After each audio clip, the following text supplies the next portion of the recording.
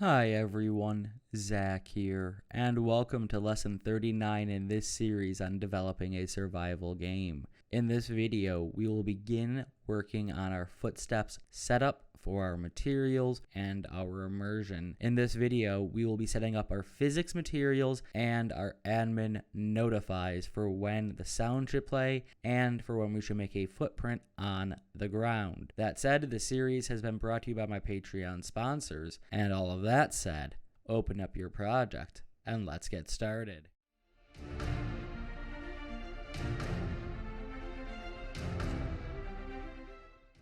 Hi everyone, and welcome back to the editor. So something I meant to do in the last video, which I hope you realized to do, was to save the map.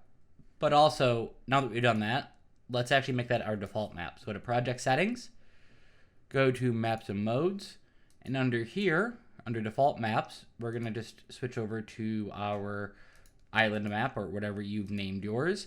And now when we start the editor up, we'll automatically start in that map, which is going to be useful for today because we're going to have to restart the editor partway through, especially if you aren't using a newer version of the engine. All right, let's go over to our island map just so we can be on our island and look at how pretty our landscape is. And again, we will take care of the LOD stuff down the road. Probably going to add a little bit more rock in this area just really quickly because it's making me a little annoyed. And I'm going to just increase that a bit.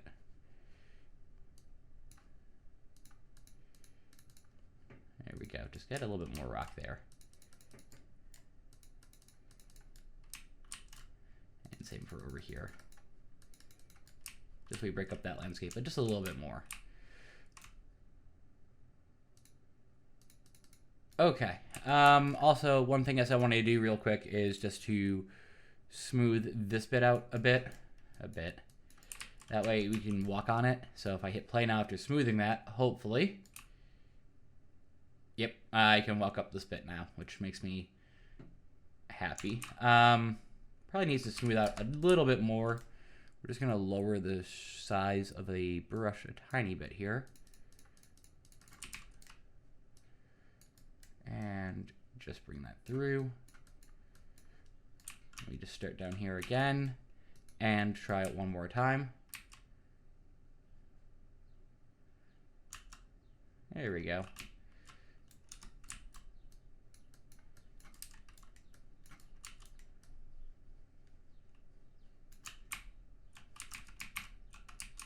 Hopefully that makes it just a little bit easier to walk through. I should have started a little bit lower to the ground. So glad we haven't implemented fall damage yet. There we go.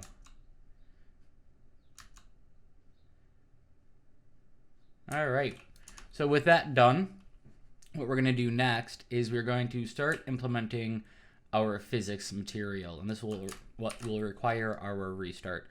So go back to your project settings, go to physics, and here what we're going to do is we're going to add our physics material names.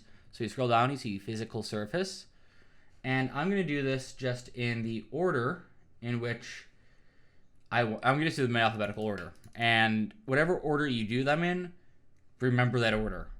I can't stress that enough. Remember the order in which you do this in.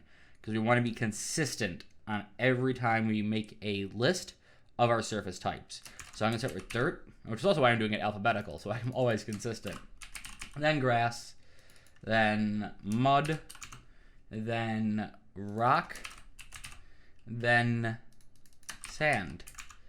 Okay, with that done, what I want you to do is I want you to go to your core real quick, and I want you to just see if you need to restart your engine. Because I said in some newer versions, you don't need to. We're going to create a new folder in core called physmat for physical material.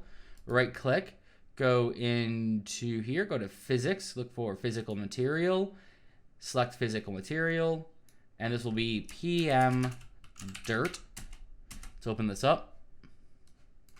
And under here, under surface type, if you're not seeing anything, like I'm not right now, you need to restart your engine. So that is what I'm going to do. I'm going to restart the engine. All right, here I am restarting the engine, and it starts in our map. Just want to show that it actually started here and that I didn't load into it. And I really should build the lighting, but again, I'll take care of that down the road. Look at the tessellation on our sand. We'll take care of the breakage on our material because that's actually a component line, not breakage. All right, open up your dirt material, and you should see dirt in here. So set it to dirt, and then we're going to rinse and repeat this process. And I'm just going to be lazy and duplicate everything. So I will do duplicate, which didn't seem to work when I hit the hotkey for that. This will be grass, and let's just pop open grass. And set this to, well, grass. And let's just keep repeating this process down the line. So after that, we have mud. This is really fun and exciting stuff, isn't it? Like, it's just so earth-shattering. Let's then do our next one of rock. And we're going to assign these physical materials to our textures. Or, sorry, to our... We're going to assign the physical materials to our materials. I'm not sure why I said textures. All right. Also, let me just save mud because I didn't do that one. And then our final one is sand. So again, duplicate and sand. Let's just pop that open. Save. Getting hit Control Shift S to save all. So with that done, I'm going to go over to my materials and I'm going to go into my ground. And now I need to open up each one of these folders. I can't use my little cheat of going to the landscape. We'll start with dirt and we go to the layer info. And in the layer info, we search for PM dirt. Save that. And then we're going to repeat with our grass. And this is PM grass. Again, keep going through. I should be saving these as I go. That was not one we need to go into. We can skip miscellaneous functions.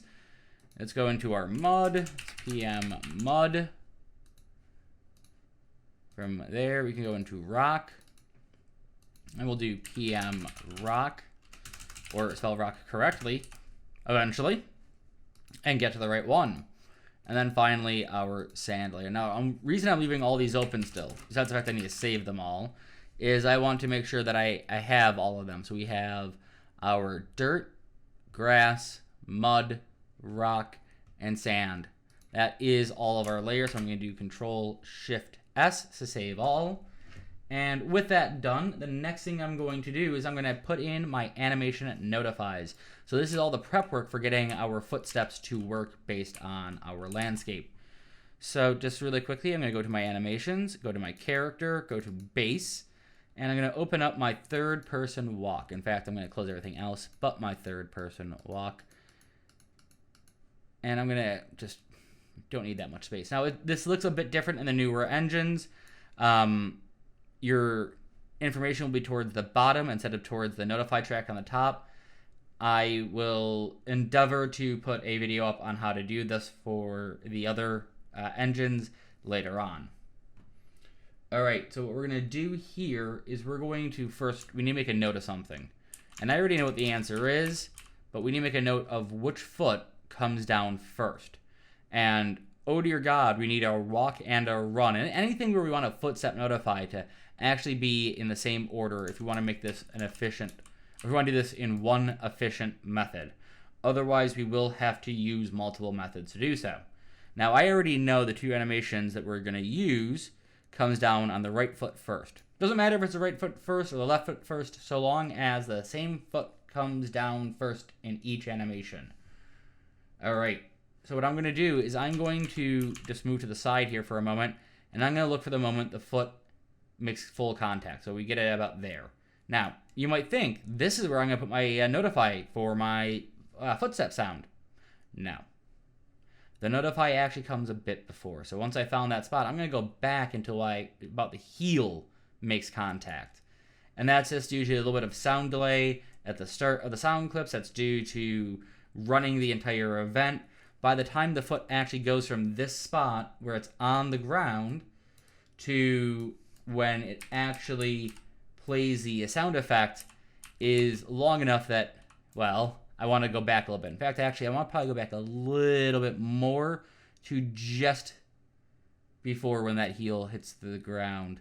So about there-ish, around frame 7, a little bit after frame 7. And I'm going to right-click up here, and I'm going to do Add Notify, and And I'm going to do new notify, and it will be footstep. And then I'm going to be pedantic about this and go to the other side. So we're watching the left foot, and I'm going to look for the same thing.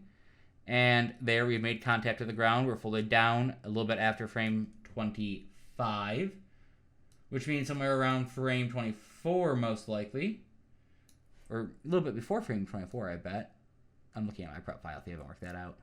So we are fully down on frame, the heel fully down by frame 24, so a little bit before, say around start of frame 23 actually. About there, I'm going to right click again, add notify, skeleton notify this time, footstep. And I'm going to save this. So we now have our notify for our walk in place. We need to do the same for our run. And again, I'm going to start behind him just so I can show you the fact that we are double checking that the right foot comes down first. So the right foot starts up, right foot hits first, left foot. So again, I'm going to go to the side of this one, and I'm going to just come over here on the right hand side, and I'm going to watch that right foot. And it makes contact there fully. Starts to make contact just, it's coming down several frames before. So I'm going to start a little bit further back, around halfway through frame, or about a quarter of the way through frame 20, or sorry, through frame 5. I was reading the 20 over here when I said 20. So frame 5, a little bit past a quarter of the way through. I'm going to use the same notify. And let's come around to the other side of our mannequin here. And this gets tedious when you have a lot of animations to do. For some of my projects, I've done 30 plus of these. And again, there's that full contact around the end of it at frame 16. So I'm going to go back about 2-ish frames or so. And probably around, again, about a quarter of the way through frame 14. There we go. Both of them are at 26% of the way through that frame. Again, skeletal notify, and I have my footstep put in. All right, I realize we haven't done much that we can see, but this is the start of what we need to do for setting up our sound effects for our run and walk. In the next video, we'll actually create our sound cue. We'll set up playing the sound in the next video after that, and then we'll actually put our footsteps on the ground and then fix up the footsteps a bit. This is going to be 5 videos just around doing our characters' footsteps on the ground and all the sound that goes with that. All of that said, I hope you've enjoyed working on your environment, and I hope you've enjoyed starting to work on your animation notifies, getting all of this to work. We will take care of the LOD stuff on this down later on actually right after we do all the footstep stuff. If you've enjoyed working on this video, please make sure to leave a like down below. It really does help this channel out. In addition, remember, this video has been brought to you by Patreon sponsors like Haynes, Quadmenson, Rian, probably want to smooth that out by the way, Connor, 1Volt10, and Galois. And we'll fix the cracks as well. Don't worry about that stuff quite yet. If you want to help support this channel out, consider becoming a Patreon supporter. Patreon supporters at upper tiers get instant access to all ongoing YouTube and completed YouTube projects. At other tiers, Patreon supporters will get access once the project has been completed on YouTube. And if you want to be here when we continue working on our footsteps, make sure to hit that subscribe and notify bell. All of that said, I look forward to seeing you in the next tutorial, and I hope that you have a wonderful day.